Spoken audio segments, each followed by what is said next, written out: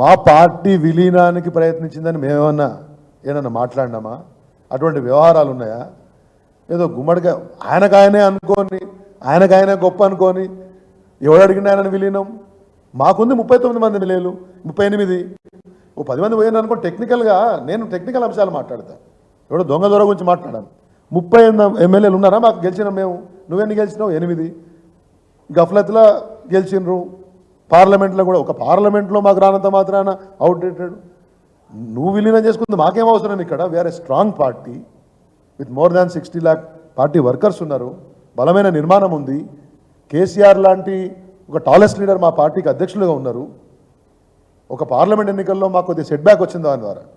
ఏదో మీరు పొడుస్తారని చెప్పి జాతీయ పార్టీలు నువ్వో సైడ్ అంటే కొంతమేరకు ప్రజలు నమ్మింది.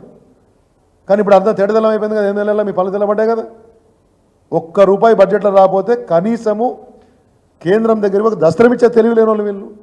రాయత్తదా వీళ్ళకు? ఎందుకు తెలంగాణకి ఇవ్వాలి రాయచ్చే కెపాసిటీ ఉన్నోళ్ళేనా వీళ్ళు? కేటీఆర్ మీద ఈర్ష్యతోటి మాట్లాడుతున్నారు తప్పితే మరొకటి లేదు. మేము ఎవరూ విలీనానికి ప్రయత్నించింది లేదు, మాకు అవసరం కూడా లేదు. మరి అట్లాంటప్పుడు సంజయ్ ఎమ్మెల్యే గెలవాల్సి ఉండే, అప్పుడు సర్పంచులు లేరా? స్థానిక సంస్థల దానికి ఎందుకు? దానికన్నా ఎలక్షన్లు అయినాయి కదా. ఇప్పుడు ఎమ్మెల్యే ఎలక్షన్లు అప్పుడు అదే ఈయన ఓడిపోయాడు ఎమ్మెల్యేగా, సంజయ్ ఓడిపోయాడు, అరవింద్ ఓడిపోయాడు, ఈటల రాజేంద్ర అంటే ఆయన 2 చోట్ల ఓడిపోయాడు. సరే వాళ్ళకేదో కర్మకాలు మీకు ఎంపీ సీట్లు ఇచ్చారు, కానీ నేను అనకూడదు కొన్ని. కానీ మీ స్థానంలో రోజు పనిచేసి ఒక కార్యకర్తకి ఇచ్చినా గెలిచేవాడు నరేంద్ర మోడీ పేరు మీద. లేకపోతే ఆవిడ ఉన్నటువంటి అయోధ్య రామాలయానికి సంబంధించినటువంటి కొంత ప్రభావం ఉంది కాబట్టి నీకు కాదు, ఎవరిని నిలబడినా గెలిచేవాడు మిమ్మల్ని కాదు. మీరు గొప్పోళ్ళైతే తెలివిమంతులైతే పనికొచ్చేటోళ్ళైతే మరి గదే సర్పంచులు మిమ్మల్ని ఎమ్మెల్యేలు గెలిపించాలి కదా. మీ గెలుపుకు మీ ఆదరణకు సంబంధం లేదు అక్కడ.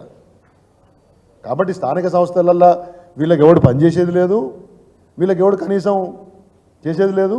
ఇప్పటికే గ్రామాలల్లో వాళ్ళ ఎంపీ క్షేత్రాలల్లో వీళ్ళ కథ ఏందని అర్థమైపోయింది. అటు బోధన కూడా పోతలేరు చూసినా మీరు. విశ్వేశ్వరరెడ్డో వీళ్ళ లేకపోతే అరవిందో ఈ గెలిచిన ఎంపీలు ఒక పర్యటన చేసినట్టు, లేకపోతే ఈ రాష్ట్రానికి సంబంధించి దేనికన్నా ఒక ప్రధానమంత్రి దగ్గరికి పోయి ఒక దరఖాస్తు చూసినా మీరేనా? నేను చెప్తున్నా కదా. అందుకని చాలా బాహాటంగా మీ ద్వారా ఛాలెంజ్ చేస్తున్నా.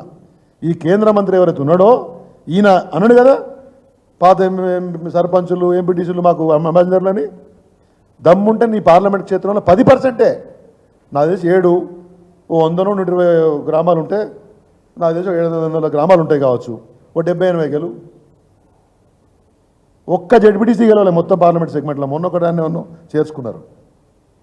ఇంకో కేంద్ర మంత్రి గారు ఉన్నారు, క్యాబినెట్ మంత్రి, సొంతూరులో సర్పంచ్ని గెలవమని, వేరే ఎక్కడక్కర్లే. సొంతూరులో సర్పంచ్, ఆ ఊళ్ళో ఎంపీటీసీ, ఆ మండలానికి జడ్పీటీసీ. ఇక రిమైనింగ్ విషయాలు మాట్లాడిన తర్వాత బీఆర్ఎస్ పార్టీ నరేంద్ర శక్తి వీళ్ళకి ఏడుందండి?